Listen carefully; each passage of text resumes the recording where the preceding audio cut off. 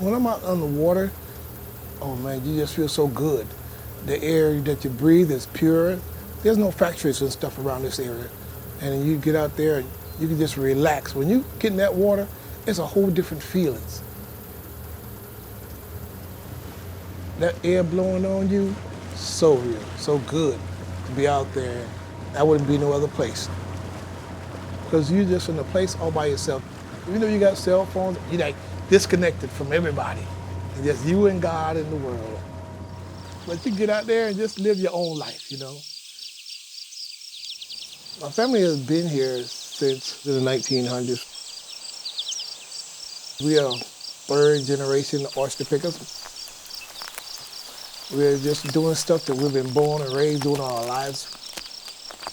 We will continue to do it, and I'm doing it. And my brother's doing it, and my son, he's be doing it too. And so this is God's heaven to us. You know, we're just so blessed to be here.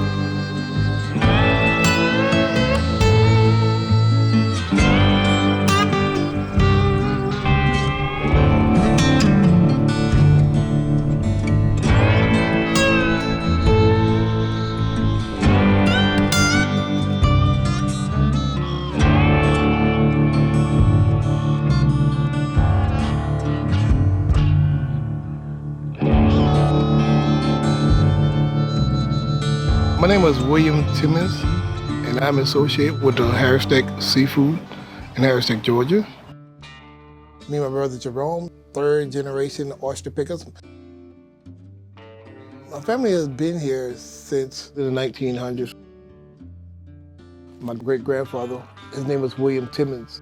He was married to Frances Timmons, and they started an oyster factory down in the Tiger Bluffs. And he had 40 employees. He sold oysters all over the place. He had 4 boats. He had shrimp boats. He was the only one I knew that had license with the state, you know, as a black man, you know, and that back in those days. Took care of his children, taught my daddy how to do it.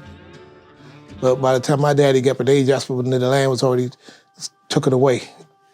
And that's when we moved down here. He moved down here too, but you know, he didn't continue to oyster. My daddy did.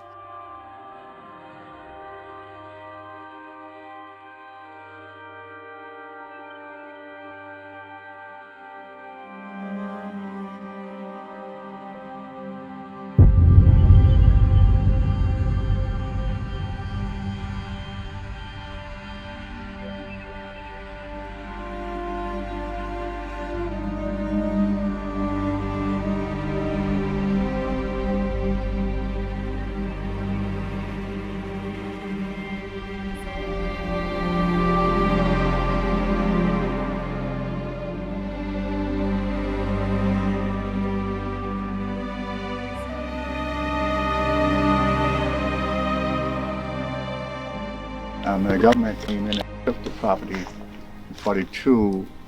It was such a shock to the people trying to get together what they were going to do. They had nowhere to go. The thing that they were concerned about was somewhere to live from out of the weather.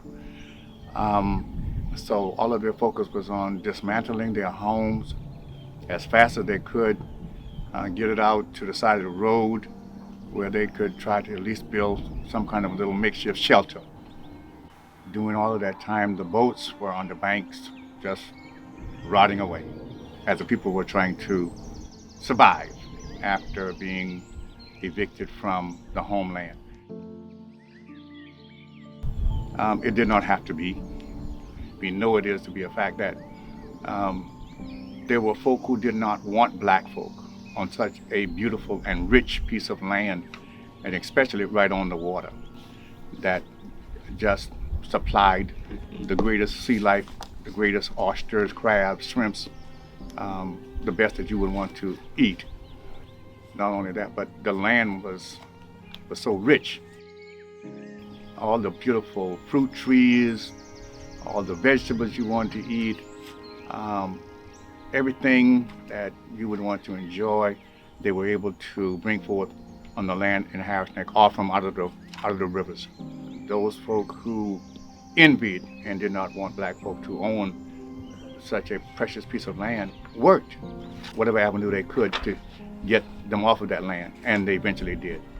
Certainly our people were not mad with the government. They said they needed the land so that the country could be protected. Well, that was good, but there were other pieces of land that could have been used. Besides that, they did promise that they would return the land, which never happened, and today the struggle is ongoing. We are still in prayer and in hope that one day we will again be able to live back on what we call our homeland.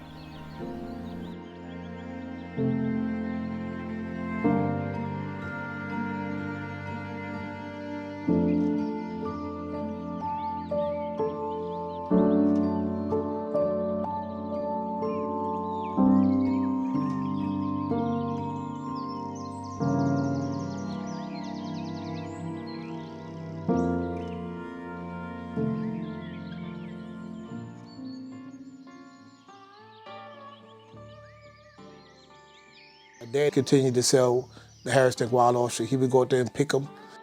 He taught me and my brothers how to do the same thing, how to survive off the water. That's how he took care of his children and his whole family. And also, he would also give oysters or shrimp to different people in the community. He loved doing that. He loved dealing with the customers. He would sit there, and they would come to buy oysters, and he's like, sit right here. And he'd take an oyster and take it and open it up, and them say, "Now taste this." And they're like, "Ooh, that's a good oyster there, Captain Sonny." Yeah, that's right. It's the best oyster you're gonna ever eat. You don't get no better than this here. Business with the oysters is still going on. We're still going strong, you know. Even though what we went through was a lot, what our grandparents still went through was a lot, you know, God still prevailed for us to carry on.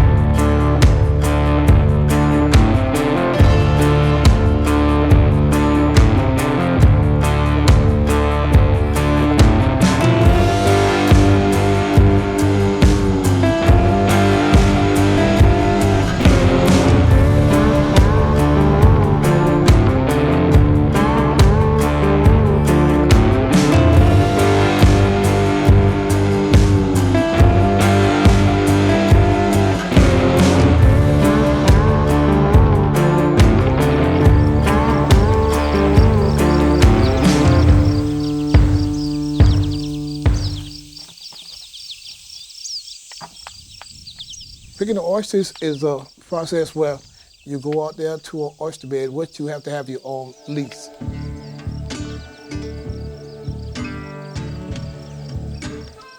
When the tide is low, you go out there, have your boots, you're gonna have thick rubber gloves and a hammer, a small hammer. And when you get to the bank, you have baskets and you have buckets. One bucket is a half a bushel, 2 buckets is a full bushel. Now, while you're picking the oysters, you pick them up one by one. You touch every oyster.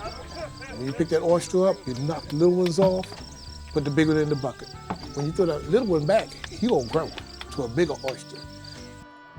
There she go, 1, 2, 3 big oysters. You have to take them one by one. A lot of people don't realize it, but every oyster in that basket, we touched it.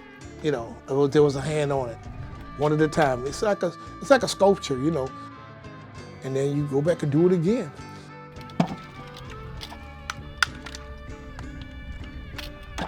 That will go down the hatch.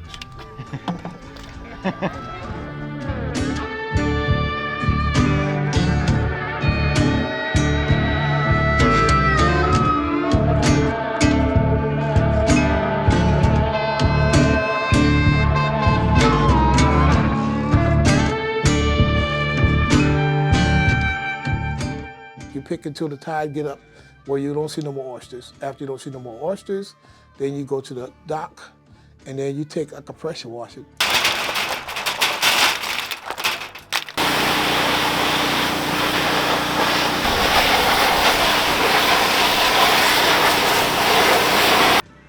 You just wash, shake them around, wash, shake them around, wash. It's a very, you know, intense kind of job, but when you love to do it, you know, hey, they're just a part of our lives.